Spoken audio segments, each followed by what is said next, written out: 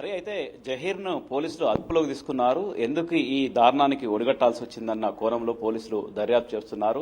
హైదరాబాద్ నగర నడిబొడ్డున అత్యంత దారుణంగా ఇదే ప్రాంతంలో బోరబండ పోలీస్ స్టేషన్ పరిధిలోకి వస్తుంది. ఇది ఇటు ఎర్రగడ్డ ఆసుపత్రి కూడా మానసిక ఆసుపత్రి ప్రాంతంలో ఉన్నాము. ఇదే చోట చూడొచ్చు, అడవులు అంటే అడవిని తలపించే విధంగా ఉందని చెప్పుకోవచ్చు. నిర్మానుషమైన ప్రాంతాన్ని తీసుకొచ్చారు.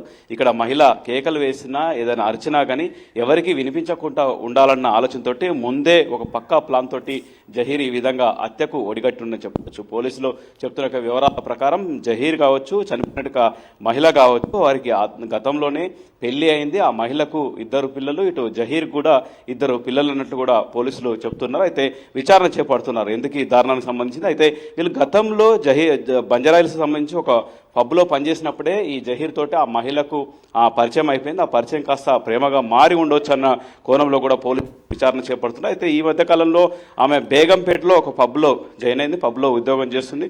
ఉద్యోగం చేసిన తర్వాత అంటే పబ్బు మారిన తర్వాత ఉద్యోగం మారిన తర్వాత జహీర్ తోటి టచ్లో రాకపోవడం, జహీర్ తోటి మాట్లాడకపోవడంతో ఆయన కక్ష పెంచుకున్నాడు. అయితే మాట్లాడుకున్నారో ఒకసారి అంటూ ఈ విధంగా తీసుకొచ్చారు. ఆ తర్వాత బండి మీద తీసుకొచ్చేసి ఇక్కడికి వచ్చిన తర్వాత కాసేపు మాట్లాడిన తర్వాత నిన్న సాయంత్రం ఆదివారం సాయంత్రం 7-8 మధ్య జరిగినట్టు కూడా పోలీసులు చెప్తున్నారు. ఆ సమయంలో తీసుకొచ్చేసి కొద్దిసేపు మాట్లాడిన తర్వాత ఇక్కడ చూడొచ్చు, ఇక్కడ బండరాలు ఉన్నాయి. ఇక్కడ బండరాలు మోది చంపినట్లు కూడా బండరాయి తలపై వేసి చంపినట్లు కూడా పోలీసులు చెప్తున్నారు. అయితే డెడ్ బాడీని అటు గాంధీ మార్చురికి తరలించేసి నిందితుడి నుంచి వివరాలు సేకరిస్తున్నారు. హరి, రవి, అయితే జహీర్తో పాటు దీంట్లో ఇంకా ఎవరైనా ఇన్వాల్వ్ అయ్యారా? అతను ఒక్కడే ఈ హత్య చేశాడా?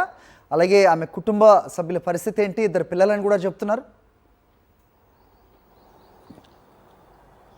అయితే జహీర్కి సంబంధించిన భార్య కావచ్చు, పిల్లలు కావచ్చు పోలీస్ స్టేషన్కి తీసుకొచ్చారు పోలీసులు. అటు ఈ మహిళకు సంబంధించిన భర్త కావచ్చు, వాళ్ళ పిల్లలు కావచ్చు, వాళ్ళు కూడా పోలీస్ స్టేషన్ తీసుకొచ్చారు. ఎంతకాలం నుంచి పరిచయం ఉంది, వీళ్ళకి ఏమైనా గతంలో ఏమైనా బంధుత్వం ఉందా, ఏదైనా సంబంధాలు ఉన్నాయన్న కోణంలో కూడా చెబుతున్నారు. అయితే ఈ జహీర్కి ఇంకెవరైనా సహకరించారా, ఒక్కరే తీసుకొచ్చారా అన్న కోణంలో కూడా పోలీసులు విచారణ చేపడుతున్నారు.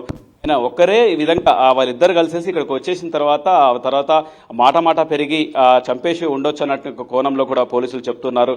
పోలీసులు ఇంకా వివరాలు సేకరిస్తున్నారు. వివరాలు సేకరించిన తర్వాత పూర్తి వివరాలు తెలుస్తాయి.